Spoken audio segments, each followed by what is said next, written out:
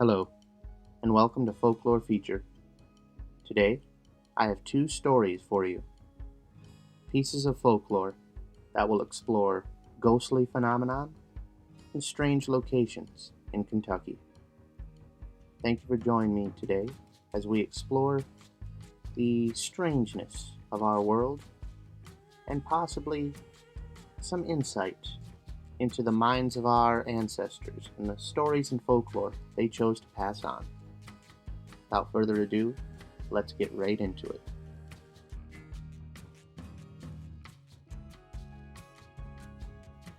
The Headless Timberman.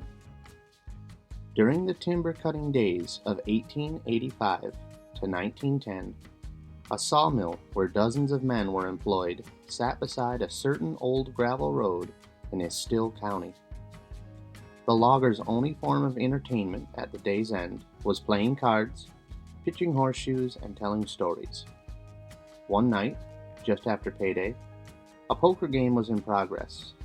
Moonshine was flowing freely, and what started as a friendly argument turned into a fight. During the yelling, swearing, and scuffling, one of the men grabbed a large knife and started swinging wildly. The melee came to a sudden halt when the knife's wielder's frenzied slashing beheaded one of the men. The other said the headless man ran down the road from the bunkhouse for about 100 feet before he fell dead. Several years after the incident, a farmer was driving a wagon along this road when a man without a head jumped in front of his team. The terrified animals ran away from the wagon. Luckily, the farmer jumped to safety, and thereafter the apparition was seen almost nightly by those using this road. On one such occasion, a group of young people, returning home from a dance, were amazed to see a headless body, blood streaming from a horrible stump of a neck, heading before them. Scared witless, the group scattered in all directions. The apparition began to chase the three girls, who ran down the road. One of the young women fell and broke her arm. She said later that the apparition passed directly over her, but she felt only what seemed to be a breeze. Later that night, the group gathered at one of their homes. After calming the young people, several fathers, armed with shotguns and carrying lanterns, walked the entire stretch of road, but neither saw nor heard anything unusual. The latest known sighting of this apparition was in August 1978. John Rose, a farmer who lived in the vicinity of this old and little-used road, had gone to the grocery store about 3 miles from his farm. Returning home, his car just stopped, although it had been recently serviced and should have been in good condition. When Rose got out to see if he could get it started, he saw what he at first thought was a white cow standing beside the road. The animal, or whatever it was making a long gasping sound, like a person smothering, and then it moved toward him. The only weapon Rose carried was a pocket knife. Backing up a few steps, he managed to get the knife out and open it. The moon was bright, and when the apparition, he could see now that it was not an animal, started to follow him with outstretched arms, Rose realized that he had come face to face with the ghost of the headless logger. Rose is made of stern stuff, and he does not scare easily. He is a quiet, sober farmer, not given to foolishness or superstition. He told me that he made up his mind in that second that he would be damned if a ghost or anything else was going to scare him into running to some neighbor's house for help. Rose swears that when the apparition grabbed him around the waist, he could actually feel a body against his. He stabbed it in the chest several times. All the while, he could hear long, gasping sounds coming from whatever he was fighting. After a few minutes, the apparition released him and ran into the woods. After the attack, Rose walked a half-mile to a neighbor's home. The neighbor later described Rose's condition to me. Damned if he didn't look like a stuck hog. Blood was all over him, and his left arm was cut in several places. Rose was taken to a hospital where his wounds were treated. Some cuts were so severe that stitches were required. I have looked at the scars on the left arm of John Rose. They are very real, and beyond any doubt he tangled with something. something that must also have been real. I have walked this old road, and I have seen the spot where the sawmill stood, where the headless logger staggered down the road and fell. It is a quiet, lonely place, and no one or nothing accosted me as I retraced the steps of John Rose and others before him. Okay, another pretty classic ghost story in my opinion. I did some research into Estill County, and unfortunately, no record easily found online today mentions this story, but very interesting one. Very unique in that the last fella there claims to have fought the ghost straight up with his knife. Uh, you don't hear that one in ghost stories very often. So, I don't know. A little crazy, little weird, kind of goes against most paranormal, opinions and stories, but it was a fun one. I enjoyed it. Um, for this next story we're going to look at, this one is not so much a ghost story. It involves around a strange location in Kentucky, kind of mysterious. After I read the story, I'll have any other information I can dig up online because this one is worth a little more of a deep study, I think, into seeing if this was just somebody made it up for the story or if this place really exists. So uh, we'll just dive right into that. The Eye, the Cherokee Spirit Place. At the southern tip of the Pine Mountain Range near Frakes, Kentucky, there is an unusual and rarely frequented ridge which the Cherokee Indians avoid. They call it Wahitana, the Spirit Place. Since the first white pioneers visited it, recorded history tells us that this area has never changed.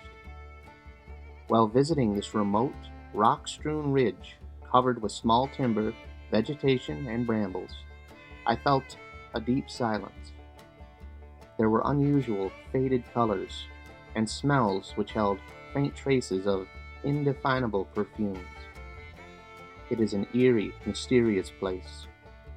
A forgotten fairyland exists here, lost in the depths of time. Chiseled into the solid rock are numerous deep carvings and raised objects that erosion does not seem to affect. A stone chair waits at the end of a natural amphitheater, seemingly for the return of a long-forgotten teacher.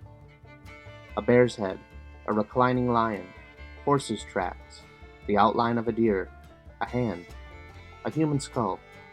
Squares and circles disappear only to reappear. Half-moons, one within another, are joined to a triangle. And there are several other odd, out-of-place stone formations, which are a part of this fantastic, haunting, beautiful, and dreamlike spot. It is like a scene from another world or another time, a wonder that defies explanation. Above it all, possibly on perpetual guard, looms a large opening through the cliffside. Known as the Eye, it is inscrutable, forbidding, silent, defensively watching. It seems to follow one regardless of the direction from which it is viewed, jealously guarding its ancient secrets. This awesome phenomenon is strangely out of place with nature in this jumbled labyrinth of stone. No similar formations exist for miles in any direction. When you touch the sandstone overhangs, you disturb the dust of centuries, since erosion has not affected this curiosity in over 200 years of recorded history. The Eye is native stone, not a man-made object, yet it does not appear to be natural. The Eye is a stone formation that slants at a 45-degree angle, although no other cliffs in the area do this. It defies all laws of man-made or natural construction. With a little imagination, one can visualize an ancient giant pushing his finger through the cliff to form this gigantic hole. Even the forests below the ridge and the Eye seem unusually dark and quiet. There are nearby streams so deep within the cliffs that the sun does not even reach them until late morning. and it is gone again by early afternoon.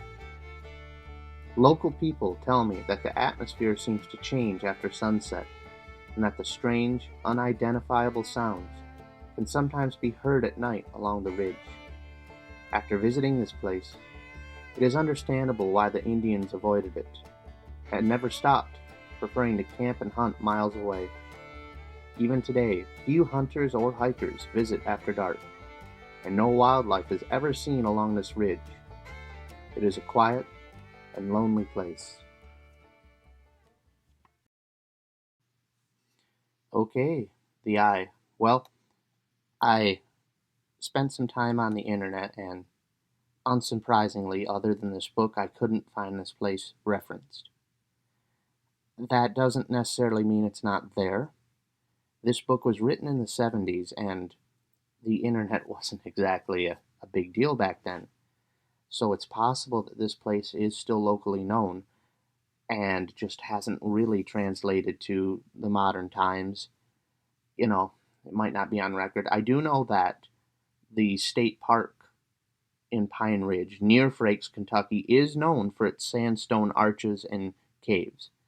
Um, Frakes, Kentucky is not exactly a big place from what I can tell reading. It's mostly tourism for the park, so this place could exist with this stuff. If for some reason my channel ever blows up and lots of people are seeing this, if you're from the area, leave it in the comments. This would interest me. Maybe if I ever get down to Kentucky, this will be one of my goals. Although it's really, obviously, the directions are not great, but I don't know. This one's very interesting. I always love these strange places. I wish, I really wish there was some record of it online. It just goes to show that the these modern times in the internet, it makes the world feel small.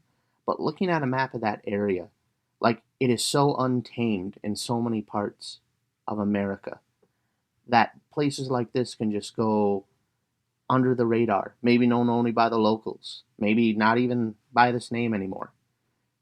And it feels like everything should be easy to find anymore. And that's not necessarily true. There's still plenty out there to find and talk about. So while I'm sitting here in the comfort of my living room, I can I can dream about trips like that someday. Um, but yeah, if you've made it this long, thanks for listening. Considering subscribing if you want. It doesn't matter to me. I'm just trying to bring some more folklore and stories to light for you. So I hope everybody has a good one. This is Hopeful American signing out.